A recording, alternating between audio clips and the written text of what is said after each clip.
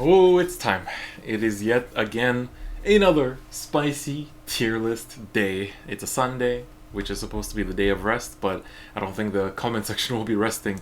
But maybe they will. I feel like this is once again a meta that a lot of people can agree on. Maybe it's more the tiers 2 and 3 that people won't agree on as much, but we shall see how things are. Before, of course, we get into this video, I need to say that, just reminding that tomorrow, Monday, the 8th of June, 9 a.m. CEST, we're going to be doing our Black Lives Matter charity stream, so make sure you tune in. I didn't mention yet, but it will be a pretty long stream. I'm aiming to do at least like 8 hours or so, so try to push that for quite a while. And also you saw on the, the rewards tier thing that I showed, but every donation will be met with a viewer fight, whether you want to do that on the Japanese server or the English server. That'll be up to you to choose, and I'll make a queue of, every person donating will be part of that, and so that'll be very nice, I think, just to keep the hype going in the stream. So make sure you tune in tomorrow, 9 a.m. CST, but you don't have to tune in when it starts if you're sleeping or something. Just tune in when you want to, when you can. We all have busy lifestyles, busy days and things like that, but if you have time to stop by and show your support, that would be definitely very great. But without any further ado, let's get into this tier list. So we have here the new meta, the new set, the new decks for this Awakening of Twin Blades, I think it's called. And so you'll see some things that are might look weird. Like here we have two different Nova lists. So this one is like the one you saw me play against Mr. Timeleap. If you haven't watched that video, I'd recommend it. And this is like the pure risers. So kind of separating those into their own things. So let's talk about the meta, I guess. I'm just gonna go immediately and just say this is the best deck in the game. We've been talking about this in the Japanese server for a while. Interestingly, I have to mention this now actually, for the latest set, set 7, I can't really do a tier list yet because the meta is super unclear. It's just, after the nerfs to Wingull, Brave, and Tejas, things have been really shaken up, and it's really hard to predict what's good and what's not. And so because of that, I can't really tell you what actually is the hotness. And so we're gonna see. I think it'll take another week maybe for the meta to stabilize, and then we'll know what actually is good. But there's a lot of noise being made about Aquaforce, but then MLB seems to have fallen down quite a bit after losing Wingull, Brave. But some people are saying also I don't think it's fallen off that much. So there's a lot of discussion going on, so it's kind of hard to say. Now, pure risers, I think definitely are in tier 2. I think that the mixed riser variant is definitely superior because you have the option to both have the static crit and pressure and ability to steal PGs from your opponent with the perfect riser, but then you can also go for a Zer Dragon after that once you've just to deal that 1 damage to face, and then restand a column that's swung at an intercept and go for the final 2 attacks to face. And so I think that's really strong. I think that it's a deck that had some results, not really in tournaments, but overall did have results in the game. For now, also put Skimming in tier 1.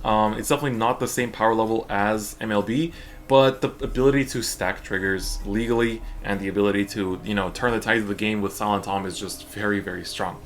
MLB Garmor, so this is Garmor with MLB, is definitely in low tier 2. It's good, as I said in previous videos, it's good in the mirror match and it's good against the end, but it's worse against everything else, so pure MLB is better against those. Sadly, you are waiting for support. Coral has been pushing the deck a bit in the Japanese version, but sadly not enough. But maybe it will be. We'll see. Ambers stay dead basically. We have the end coming in here, so it still stays dead. Blouse, they struggle against crossfire numbers, but actually because of this infinite restand that they have, they actually I think are still tier 2. This deck just has the ability to restand a lot thanks to Toolkit Boy, and no matter, even if they're a cross-ride, they still need to have PGs to not die to your Blouse. But of course, there are now more decks that can just kill you before you can even set up. But of course, if MLE pushes you to 5, you have a chance for a comeback turn, but you do need to check some draws for that to happen. Good Stuff Kagero actually still staying pretty strong. I put it here even. This, as I showed in the Champion Decks video, Good Stuff Kagero still got tops. Still got tops even after the release of MLB and the end. And so the deck is still very good, and because of that, it's actually, it's definitely decent. It's definitely strong. The end is better, but this is still if you didn't pick up the ends, or if you have this deck and you don't want to play the ends, just play Good Stuff Kagero. It's still very good, and you can it shows that even in this set, it can still win tournaments. Next set, maybe not, but because part of the reason why I say next set is because any field you take out, Azel can just completely refund it with no effort. So that's going to be a problem for the deck. Imperial Daughter, oof, like, damn.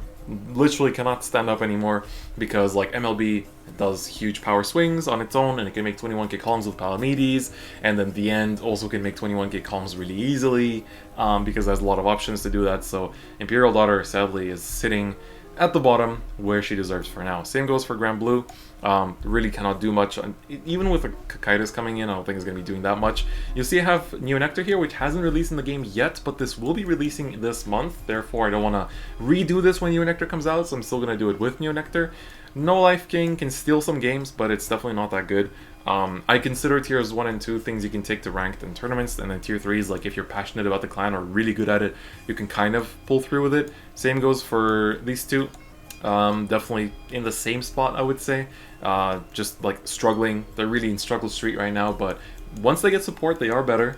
All three of them, especially you. Oh, baby. And so are you, actually. Both of them get really good with their support. Spikes as well. Spikes will shoot up like crazy in JP, I would say. Right now, Spikes are sadly, like, they are having trouble contending with, you know, MLB, Dot, and stuff like that. But aside from that, I think they are kind of, you know, dealing with the meta pretty alright. Now, the end is arguably the second best deck, and you'll see that, like, the first tier will basically be Q4 plus Shadows, but I want to talk about these two decks here. Now, the thing is that MLB is definitely at first place, because every other deck you see in here, MLB beats. Because MLB has Retire, MLB has a Static Crit, MLB will eat up your PGs, MLB will swing extra times, because, like, basically, like, if a deck has the ability to retire intercept, it basically has an extra swing, because instead of swinging at rear, it can swing to face, you know? So any deck that has a restand or has a retire will get more attacks out and therefore can pressure the opponent better. And so because of that, MLB is very good. It can literally beat against everything. But you have the end, which has several tools that can deny Majesty Lord Blaster. They have Striken, which they just pass, and they can use their Wingle Brave, and you just ride the end and restand and get them to 4 damage and the next turn win. Like, as I said in previous videos, I've lost to this in a tournament. This is a very strong play. Then they have Tejas, which got restricted, which can attack the back row on Vanguard and Rearguard circles. So therefore it can attack the starter. It can get rid of the Wingle Brave. And getting rid of the Wingle Brave is an important thing. It's a very big deal. And so then on top of that, if the opponent isn't as smart and gives 2 damage early, like, they can just use Berserk Dragon to retire the Wingle Brave. And so, as you'll notice, Wingle Brave is a very important component of the end. And that's kind of the reason why, after Wingle Brave got restricted or nerfed in the Japanese server, a lot of people are thinking, is Majesty Lord Blaster even that good anymore? Because you don't have the stable search anymore. You can't search just any blaster you want anymore. You can't just, like, set up your turn 3 perfectly anymore. And so it's a big problem. And so the end counters that. The end literally says, haha, this deck is stupid, I counter it, I eat it alive. You have to high roll if you want to even survive. Draw your Lians, your last pathetic Lian, you know, that kind of thing. But then the end actually can beat a lot of these. But the thing is, the end is a different deck, because MLB has a win button. It just goes into the skill, gets the crit, and it just wins, like, in the next, like, 1 or 2 turns. Whereas the end, it has to slowly grind out the game. It plays 9 draws, it needs to carefully time its restand, draw into the restand, use air mode to filter through the deck, you know, draw into your intercepts and your PGs, and it takes its time. It's not as fast, as explosive as, let's say, like Risers or something, or as MLB, but it takes its time and it can basically beat everything, especially if it's a good pilot. And so that's a very important thing to note about this deck, is in particular. Shadows are kind of in a similar batch, and this, when the set came out in Japanese, this is what was happening every single week. Every week it was just, oh, this one's better, oh, that one's better, oh, this one's better, oh, that one's better, oh, this one's better, over and over and over again. Sometimes Tsukimi would come in and like, no, I'm better, and then nope, nope, nope, nope, nope, no, don't, none of that. And this is kind of what it ended up as. So Shadows come in, and they're basically the same power level as the end, but they don't have the same ability to completely shut down Majesty Lord Blaster. Instead, what Shadows has is a very stable game plan. It's a very fair, strong deck. I say fair, strong because it doesn't completely shut out your opponent. It doesn't do anything crazy explosive. It doesn't do this like burst where your opponent just loses, but instead it slowly gathers up tempo. You know, it uses the main. It gets your full bow. It uses Cursed Lancer to like refund your counterblast, and then it uses PBO himself to retire your opponent's stuff. And slowly, it just edges out your opponent. It doesn't like explode and win on the spot, and neither does it lose in that fashion either. It just slowly chips away at your opponent, slowly just denies their resources, gets free plussing from stuff like Nemain. Well, that one's not free, but Badbar Car is free, and it just kind of sustains itself while slowly like chipping away at your opponent. And that's really strong because every deck will lose to that. Like MLB included can lose to that. Like if you give 2 damage to Shadows by accident because you crit them or something, boom goes your Wingull Brave. They will definitely use their Blaster Dark to retire that because it's such an important card. And so like Shadows just has such a strong advantage engine, and like the buffs to it are insane, and that's why it can really etch out every single matchup. I would say like it really does have the upper hand in every matchup, and it's just that if your opponent, like if your MLB opponent like just happens to go first and have the MLB set up on turn 3 while you're not even a Phantom Blaster Dragon yet, well, it's going to be difficult to come back. Like no matter how much advantage you can generate, if you didn't draw your Nemain, if you didn't draw like your Badbar Car, or like didn't draw, I don't know, whatever else honestly, or if you missed Blaster Javelin, God forbid, then you're in a bit of a tough spot. So, but other than that, it's very stable. Stable is a good way to put it. Finally, we have Neo Nectar. I would put it somewhere around here. This is one of the stronger event clans for sure, because it comes in with Maiden of Trailing Rose and Jean. And Jean basically, after it attacks, gives you 2 interceptors, which is super good.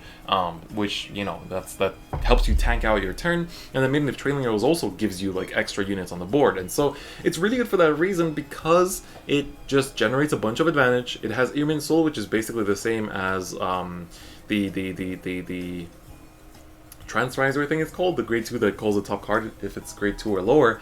And so basically it can generate a bunch of advantage. It doesn't really do multi-attacks that much, but it does have a restanding grade 3 that restands something, if I'm not mistaken.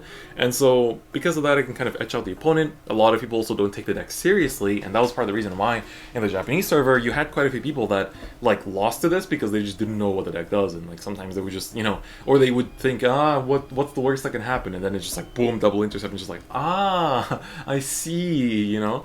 So things like that definitely kind of can etch out a lot of matchups, but sadly they're not. It's a pretty slow deck. It takes a while to set up, and you have to draw into your Persona Blast, so it doesn't really compete with these like titans that top tournaments. But it still is really good, and it can definitely carry in ranked and stuff like that. So it's a good event clan to focus on. And then I think the next time we get the support for it in Japanese, it's going to be Musketeers. So that's going to be pretty hype in its own way. So that's going to be very nice. But yeah, I guess this is kind of the set 4 tier list. One of the reasons why I didn't want to do this too early is because we didn't know if Tejas and Wingull Brave would be getting nerfed in English like they did in Japanese. And so now that we know that they don't, the meta is basically the same as what it was in Japanese at the time. So yeah, enjoy.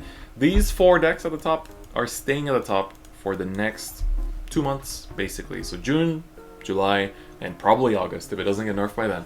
So yeah, get familiar with them. There'll be more decks. There'll be quite a few decks here that get dethroned and, you know, fall back down to lower tiers. But there's gonna be new decks like Narukami and Gold Paladin that just whoosh, shoot up right in here and become very, very potent.